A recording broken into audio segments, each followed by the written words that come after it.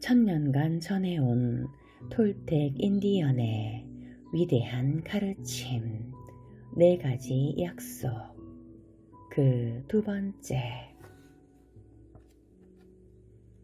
눈을 감은 채 살아가기는 쉬운 일이지. 눈에 보이는 모든 것을 오해하면서. 존 레논. 길들여지기와 지구의 꿈. 지금 우리가 보고 듣는 모든 것은 전부 하나의 꿈에 불과하다. 우리는 지금 이 순간에도 꿈을 꾸고 있다. 뇌가 깨어있는 가운데 꿈을 꾸는 것이다. 꿈을 꾸는 것은 마음의 가장 중요한 기능으로, 사람의 마음은 하루 24시간 온종일 꿈을 꾼다. 마음은 뇌가 깨어있을 때에도, 뇌가 잠들었을 때도 꿈을 꾼다. 차이점이라면, 뇌가 깨어있을 때는 상황을 일정한 방식으로 인지하게 하는 물리적 틀이 있는 반면, 잠이 들면 그 틀은 사라지고 꿈은 끊임없이 변화하는 경향을 띈다는 점이다. 인간은 끊임없이 꿈을 꾸며 산다. 우리가 태어나기도 전에 우리 조상들은 커다란 외부의 꿈을 만들어 놓았는데, 우리는 그것을 사회의 꿈 또는 지구의 꿈이라고 부를 수 있다. 지구의 꿈은 수십억 개의 좀 더 작은 개인의 꿈의 집합체로, 개인의 꿈이 모여 가정의 꿈을 이루고 점차 마을 공동체의 꿈, 도시의 꿈, 나라의 꿈을 이루다가 마침내 전 인류의 꿈으로 확대된다. 지구의 꿈은 사회의 모든 규칙, 신념, 법률, 종교, 온갖 다양한 문화와 존재 방식, 정부, 학교, 사회적 행사, 명절 등을 모두 포괄한다. 우리는 어떻게 꿈을 꾸어야 하는지 배울 수 있는 능력을 타고난다. 또 우리보다 앞서 산 사람들이 기성사회가 꿈꾸는 식으로 꿈꾸는 방법을 가르쳐 준다. 외부의 꿈에는 규칙이 너무 많아서 아기가 새로 태어날 경우 사람들은 그 아이의 주의를 끌어 아이의 마음속에 규칙들을 주입하기 바쁘다. 외부의 꿈은 아이들에게 꿈꾸는 법을 가르치기 위해 엄마와 아빠, 학교, 종교를 이용한다. 주의력이란 인지하고 싶은 것을 골라 거기에만 집중할 수 있는 능력이다. 우리는 동시에 여러 가지를 인지할 수 있다. 하지만 주의력을 이용하면 자신이 인지하고 싶은 것은 무엇이든 제일 먼저 인지할 수 있다. 어른들은 일단 어린 아이들의 주의를 끈 다음 반복을 통해 아이들 마음속에 어른들이 원하는 정보를 주입시킨다. 이런 식으로 우리는 우리가 알고 있는 모든 것을 배우고 익혔다. 우리는 주의력을 이용해 온갖 현실과 꿈을 배우고 사회생활을 하며 어떻게 처신해야 하는지도 배웠다.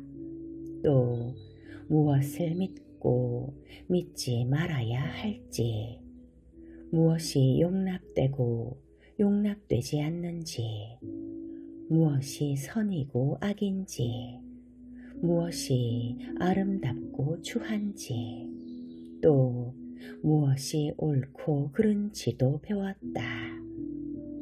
이것들은 모두 사회 속에 이미 존재하는 것들로 말하자면 세상을 살아가면서 어떻게 처신해야 하는지에 관한 모든 지식과 경험이요, 모든 규칙과 개념이라고 할 수 있다. 어려서 학교에 다닐 때 아이들은 작은 의자에 앉아 선생님이 가르치는 내용에 주의를 기울인다. 또 성당이나 교회에 가서는 신부님이나 목사님의 말씀에 귀를 기울였다. 이것은 엄마나 아빠, 형제나 자매들과의 관계에서도 마찬가지다. 부모, 형제 모두가 아이의 주의를 끌려고 애를 쓴다. 아이들 또한 다른 사람들의 주의를 끄는 법을 배우며 때로는 몹시 경쟁적으로 남의 이목을 끌고 싶어 안달을 한다. 부모와 교사, 친구들의 주의를 끌기 위해 경쟁을 벌인다. 저 좀 봐주세요. 제가 하고 있는 것 좀 봐주세요. 저 여기 있단 말이에요. 다른 사람들의 주의를 끌고 싶은 아이들의 욕구는 점점 더 강해지고 어른이 되어서도 계속된다. 외부의 꿈은 우리의 주의를 끌면서 우리에게 무엇을 믿어야 할지 가르치는데 대개 우리가 사용하는 언어에서부터 시작한다. 언어는 인류가 서로 이해하고 소통하기 위해 정해놓은 기호로 각각의 언어에 속하는 모든 글자와 단어는 사회적 약속이다. 우리는 지금 보고 있는 이 면을 책의 한쪽이라고 부르는데 쪽이라는 단어는 누구나 다 이해하는 약속이다. 우리가 일단 그 기호를 이해하면 그 기호에 관심이 쏠리면서 에너지는 한 사람에게서 다른 사람에게로 이동한다. 우리는 자신의 선택에 따라 모국어를 사용하는 것이 아니다. 우리가 믿는 종교나 도덕적 가치도 우리가 선택한 것이 아니다. 그것들은 우리가 태어나기 전부터 이미 존재했다. 우리에게는 무엇을 믿고 무엇을 믿지 말아야 할지 선택할 기회조차 없었다. 우리가 지키고 따르는 모든 약속 가운데 가장 하찮은 것조차 우리의 선택과는 아무런 상관이 없다. 심지어 우리의 이름까지도 우리가 선택한 것이 아니다. 어렸을 때 우리는 자신의 믿음을 선택할 기회가 없었다. 대신 다른 사람을 통해 지구의 꿈으로부터 우리에게 전해진 정보에 동의했다. 정보를 축적하는 유일한 방법은 거기에 동의하는 것이다. 외부의 꿈은 우리의 주의를 끌 수 있지만 우리가 동의하지 않는 한 그 정보를 축적할 수는 없다. 우리는 동의하는 순간 그 정보를 믿게 되는데 그것이 바로 신념이다. 신념을 갖는다는 것은 무조건 믿는다는 것이다. 이것이 바로 사람들이 어릴 때 무언가를 배우는 방식이다. 아이들은 어른이 말하는 모든 것을 그대로 믿고 동의한다. 그런데 그 믿음이 너무 확고한 나머지 이 신념 체계가 우리 삶의 꿈을 모조리 지배하게 된다. 우리는 이런 신념들을 스스로 선택하지 않았기에 때로는 반항하기도 한다. 하지만 반항을 성공시킬 만큼 강하지 못했기에 결국은 그 신념들에 동의하고 굴복하게 된다. 나는 이 과정을 인간의 길들여지기라고 부른다. 사람은 이 과정을 통해 어떻게 살아가고 꿈꾸어야 하는지 배운다. 이렇게 길들여지는 과정에서 외부의 꿈으로부터 비롯된 정보는 우리의 총체적인 신념 체계를 구축하며 내면의 꿈으로 옮겨진다.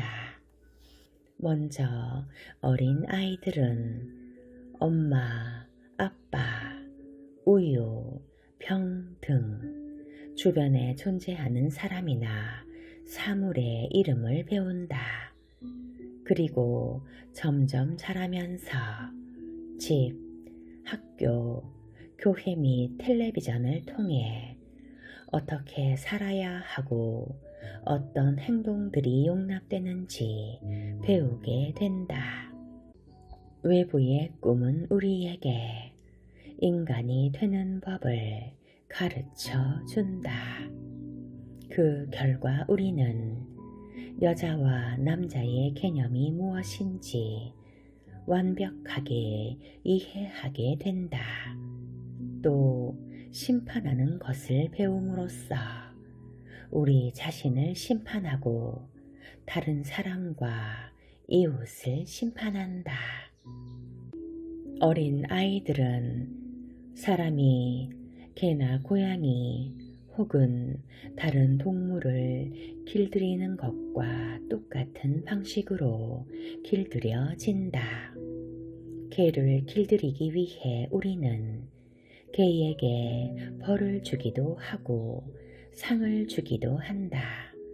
그런데 우리는 그토록 사랑하는 자녀도 가축을 훈련시키는 것과 똑같은 방식으로 훈련시킨다.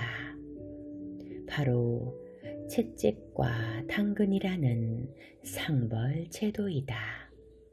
아이들은 엄마 아빠가 원하는 대로 할 때 넌 착한 아들이야 혹은 넌 착한 딸이야 라는 칭찬을 듣는다. 하지만 그렇지 못할 경우 아이들은 나쁜 아들이나 나쁜 딸이 되고 만다. 아이들은 규칙을 어길 경우 벌을 받고 규칙을 잘 지킬 경우에는 상을 받는다. 그 결과 하루에도 몇 번씩이나 벌이나 상을 받는다. 결국 얼마 지나지 않아 아이들은 벌을 받는 상황이나 상을 받지 못하는 상황을 두려워하게 된다. 여기서 상이란 부모나 친척, 교사, 친구 등으로부터 받는 관심인데 아이들은 상을 받기 위해 점점 더 안달복달하게 된다. 상을 받으면 기분이 좋아지므로 아이들은 상을 받기 위해 계속해서 다른 사람이 바라는 일을 한다. 또 상을 받지 못하거나 벌을 받을까봐 두려운 나머지 자기 자신이 아닌 다른 사람처럼 행동하기 시작한다. 오로지 다른 사람들의 비위를 맞추고 다른 사람들로부터 좋은 사람이라는 소리를 듣기 위해 그러는 것이다. 아이들은 엄마 아빠를 기쁘게 하려고 애를 쓸 뿐 아니라 학교에서는 교사를, 교회에서는 목사를 만족시키기 위해 노력하고 또 노력한다. 그 결과 아이들은 다른 사람처럼 연기하기 시작한다. 남들에게 거절당할까봐 두렵기 때문이다. 그리고 이런 두려움은 자신이 충분히 괜찮은 사람이 아닐지도 모른다는 두려움으로 바뀌게 된다. 결국 아이들은 자기 자신이 아닌 다른 사람이 되고 만다. 엄마 아빠의 믿음, 사회와 종교의 신념을 고스란히 따르는 존재가 되고 만다.